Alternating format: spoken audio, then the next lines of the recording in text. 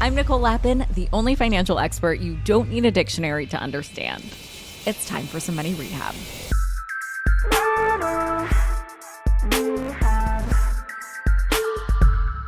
We're often told that imitation is the most sincere form of flattery. But let's be honest, everyone hates a copycat. Well, everyone except my guest today, Jim McKelvey. Jim created the product Square alongside his co-founder, Jack Dorsey. Square is a payment tool that has been a real game changer for small businesses. You've probably made a purchase through Square even if you didn't realize it at the time. And when Jim and Jack started Square, they did the unthinkable. They beat Amazon. In the early days of Square, Amazon made a competing tool, which, in the case of most small businesses, competing with the behemoth means the beginning of the end. But not for Square. Jim and Jack beat Amazon. And today, Jim explains how they did it through what Jim calls Innovation Stack. Jim McKelvey, welcome to Money Rehab. Hey, Nicole. Thank you for having me. You have written so much about an awesome phenomenon that you call Innovation Stack. You say it's an asset that Square used to beat what you call the scariest monster on the planet. Who is the scariest monster on the planet? Well, if you're a startup, it's Amazon. And when Amazon decides that they want to take over your business while you're still a startup, they usually win. As a matter of fact, they always win. At least that was true in 2014 when Amazon came after Square. And a year later, we won. And that was fantastic. But it was also this thing that bothered me because I couldn't explain why. So it set me on a 2-year quest to figure out if that same thing had happened to other companies, because I couldn't find any. Like when Amazon attacked us, we looked for other companies that had beaten Amazon because we wanted to copy what they were doing, but there were none. Can you explain to us what you call the innovation stack? Sure. So we asked ourselves, well, what can we do to sort of beat back Amazon? The answer was terrifying, which is there was really nothing for us to do, which was what made the victory so much more surprising. And so to explain this phenomenon, what I did was I looked at history, and I went back starting about 1,000 years and just looked for other examples of these tiny little entities that had been attacked by much, much more powerful forces. Like a David and Goliath situation. Yeah, I was looking for David Goliaths throughout history, and just to see if I could find a parallel to Square. And I not only found a parallel, but I found a pattern. And the pattern always involved this thing. And I coined a term innovation stack because it had never been described. So I studied Southwest Airlines. I studied a bunch of banks. I studied, actually the history of banking is a perfect analogy to what happened at Square. And the same pattern always emerged, which was that for one reason or another, the underdog wasn't allowed to copy. There was something that prevented them from copying what everybody else was doing. And when you're not allowed to copy, you're forced to invent. You're forced to innovate. And that, when I say forced, I mean it. Like innovation is this thing that we're taught that we should always be doing. I think that's terribly bad advice. Let's just do not innovate. Like it is this messy thing. You solve a problem for the first time in human history. You're going to have to do not 1, not 2, not 3. We don't know how many things. In Square's case, it was 14. In Southwest Airlines' case, it was 25. You don't know how many things you're going to have to do differently. I mean, take Tesla right now. Tesla's making motor cars. They're doing probably 40 things that are completely unique. Just look at the capacitors that are putting on the drivetrain. Like they're just doing new stuff. And if you don't do all that, you're likely to not have a car that's as good. So this innovation stack is this mess that arrives by solving a problem for the first time. And that's what you were on the forefront of trying to do with Square. That's what happened. We were just trying to fix this problem. The problem was small merchants couldn't get paid. And at the time I was a small merchant. So I was like, I'm pissed off. I need to fix this. I'm a glass artist and I made this thing and I tried to sell it and I couldn't sell it. And I got pissed off because the lady had an American Express card, which had plenty of money on it. I just couldn't take the money.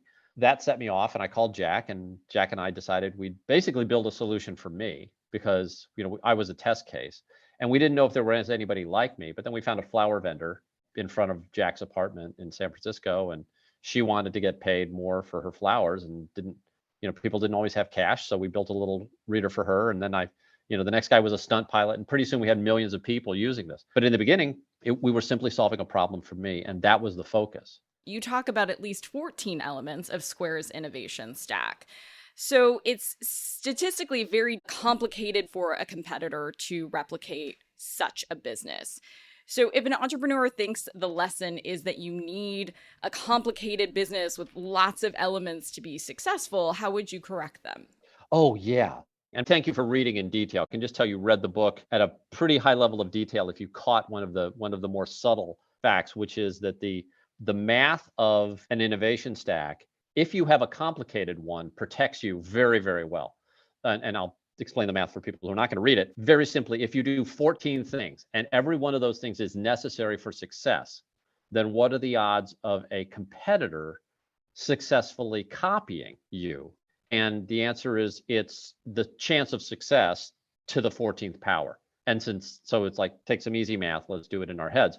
Like, let's say a company has a 90% chance of doing something right, which is very, very high, but let's say Amazon's 90% chance. If they have to copy two things, that goes down to 82%, and every time you drop another 10% off that total, pretty soon you're down in the single digits where even a mighty Amazon is not likely to succeed. So that's why having complicated innovation stacks is great, but that's not to say that should be your goal. I'll give you an example. It's coming on dinner time in a couple hours. I'm going to eat dinner. I don't want any innovation in my dinner tonight.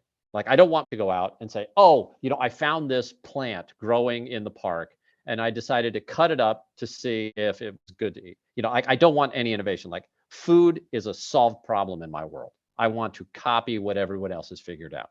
Now, it doesn't mean I've eaten everything in the world, but it just means that somebody else has before me. Yeah, I'm pretty sure. Yeah, you don't need to gamify it. You don't need to do anything interesting. You just need sustenance. I think about this a lot with personal finance. Like, I don't want my money to do fun, sexy things. I just want it to be steady and safe. Yeah, if your money is doing sexy things, you're probably regretting what just happened to FTX. You are probably in a world of hurt when something goes wrong, because generally innovation is bad. And I say that having written a book on innovation and dedicating my career to new things. I will tell you that birthing new things is deeply unpleasant, and it's probably a last resort. If you can copy. But if you can't, then you need to innovate. And the problem, Nicole, is that we've been fed this lie. And the lie is that we should always be innovating, and that innovating is cool. And if you're doing something cool, you should feel cool. Well, if you're actually doing innovation the right way, if you're doing it the way that all the companies that I've seen do it, it's a horribly painful process. There's a lot of failure. There's a lot of self-doubt. There's almost no positive feedback, because you're looking for, you get positive feedback when the rest of the world says, oh yeah, good job. Well, the reason they're saying good job is because they all know what the formula is and you're following the formula. Well, if there's no formula, if you're doing something for the first time, then you get no positive feedback. So innovation is this painful process, but I believe it's something that we should all be prepared to do a couple of times in our lives. And if you end up in a situation where you have a problem that you can't look up some YouTube video on, and you can't just copy the solution from some expert, you're in that situation. You say, I want to fix this, and I don't know how to do it, and neither does anybody else. Okay. Your last resort is innovation. And if you take that step, it's going to feel really weird. And if you read my book, you will understand how that weirdness feels. I'm in the thick of starting a new company right now. Can you walk me through how to start working innovation stack into how I think about my biz dev? Yes. So the first question is, ask yourself, does anybody else know how to do what I'm doing? So what's the company? And tell me, like, is this a secret thing or? No, it's existing right now. It's the CNBC for podcasting. So it's a money and business focused podcast network. Well, I mean, I would say this, if it's just a podcast, there are thousands of them you can copy from the best. If it's a podcast network, now you're sort of into a world where there are not that many good models of podcast networks. There are a few. And the question is, are you going to copy what everybody else is doing? And should you? And the answer is probably yes. You should probably copy if there's other successful podcast networks that are similar. And since you use CNBC for, as an analogy, I would say, okay, what has CNBC done? Copy that and apply it to you. The question is this: what problem are you solving? Like, okay, you're going to make this podcast network. I don't care about podcast networks. I care about good content in podcasts. I care about finding the podcast. I care about access to the podcast. But the network is this thing that may give it to me or may not. But like, what I care about is the actual content on the other side. So you would have to identify a problem, and then focusing on that problem, be willing, if necessary, to build something new. But don't be eager to build it. Like, don't try to build something new. If there's a solution out there, for God's sake, copy it. innovate as a last resort, but then be willing to do that if necessary. Yeah, there's no massive innovation. We're not making a wheel for the first time. Well, then you're likely to succeed. Great. The odds of succeeding from a copy strategy are very, very high, because if you don't know how to do something, you can find somebody who does. The odds of succeeding with innovation are very low, because if you don't know how to do something, well, you better figure it out, because nobody else knows either. So it's a tougher road to be an innovator. Hold onto your wallets. Money Rehab will be right back. And now for some more Money Rehab. So do you think competing with Amazon made Square better? No, I don't. I don't think it changed just a bit. It's a great question, because normally it would. So normally, if you have two companies that are in competition, we're used to thinking of that competition as breeding excellence, right? So that's why you want to live in a competitive environment, because it forces you to be better. In Square's case, we weren't doing anything that we weren't already doing after Amazon attacked us. So there was sort of no net new behavior. So the question is, well, why is that? How does that occur? And the answer is, Square was in this fairly unique position. And I say fairly unique because most businesses copy a known model. So they will do what everybody else knows should be done, and they'll largely synchronize with the other companies, i.e. their competitors. In Square's case, we had no competitors. We had no company that was doing what we were doing. Now, we had Amazon come in and try to copy Square, but that's sort of much different than another viable company competing with us. I mean, Amazon was just subsidizing what they were offering. And eventually they dropped the subsidy and the thing died. So essentially they were losing money to try and kill Square. Oh, well, Amazon always does that. That's part of their strategy. I mean, what Amazon will do if they want to take over a market, at least this was true when I studied them, they'll cut the price by 30%, add the Amazon brand name, and just watch the competitor die, because most companies don't have 30% margin. So if Amazon undercuts you by 30%, then they may be losing money, but they have more money than you do. You eventually bleed out and you're dead. And this has happened to dozens and dozens of companies that Amazon's attacked. In Square's case, Amazon was the one that relented. And that's why there's a book. Like, I was just doing this research for me, trying to go, okay, I figured out writing a book is excruciating. At least it was for me. It is excruciating. I can tell you, doing it 4 times and having 6 more on the way. Yes, it's a painful birth. And if you've done 6 books, and for me, I rewrote my book 8 times before I published it. I mean, that's 50 iterations. That's 50 full rewrites if you're as bad as I am. I find it very fun that it's on Amazon. The irony. Well, I'll tell you something. I don't hate Amazon, because when they got out of competing with Square, they mailed all their soon-to-be former customers one of our products. They basically said, we're out of the business.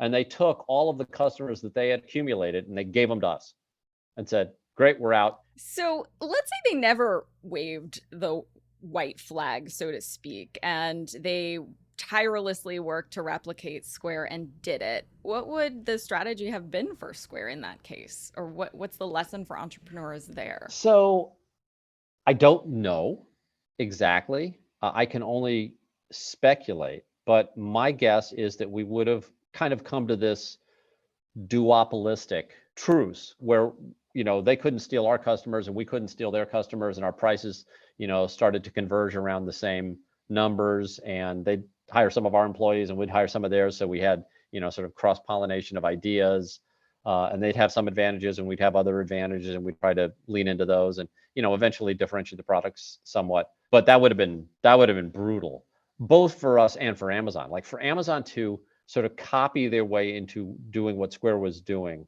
would have cost them almost as much effort as we spent. And in our case, it took us 4 years to get to where we were in 2014.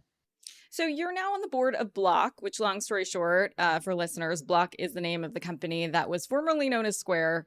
The product Square still has the same name, right? Only the operating company has the new name. So Block has acquired a lot of companies, mostly, of course, in the payments space. When you're vetting a company that Block might acquire, do you examine the company through the lens of innovation stack? I do. I mean, I look at that, because that, to me, if you can buy a company that's got an innovation stack, you have bought this massive protection. In most cases, it's not true. Very few companies have these things. The Typical company has something that looks like an innovation stack, but everybody else knows what it is. So there are 15 other competitors that are, doing the same playbook, and they're all basically getting the same results.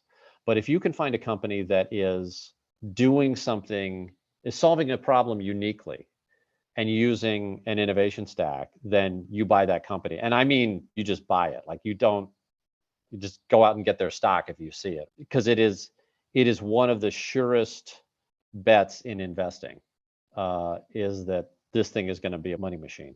At least in all my research has always happened. What I think is also cool about Jack too, and you have these different backgrounds in art, and I think he was a massage therapist for a while and made dresses or skirts or something. And so you don't need to have like your MBA and your background in this to do this. No, you don't. That's one of the interesting things. Back to the subject of innovation, if you're doing something for the first time, you will feel unqualified to do it. And the answer is you are. But the better answer is every human on the planet is unqualified to do something the first time. So the Wright brothers flew the first airplane. Were either of them qualified? Of course not. They weren't trained. They didn't have to, read 500 pages like I have to do, to become qualified. That's not the game we were playing. If you're an innovator, get over this idea of being qualified, and don't let the fact that your whole life you've waited to be qualified before attempting a task to be the reason you don't try something new. Okay, how about one tip you can take straight to the bank, one financial tip? This is a big one. I would eliminate any recurring costs, subscriptions, or things you have to pay for if you don't use.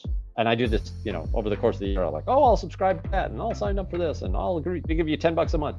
And then in January, I just shut it all down. So don't sign up for Netflix? Well, I mean, you can sign up for Netflix, explicitly do it. If you sign up for Netflix and Hulu and Peacock and HBO Max and Disney Plus, do you really need all of them? I don't want to knock anybody's product, and frankly, I love Netflix.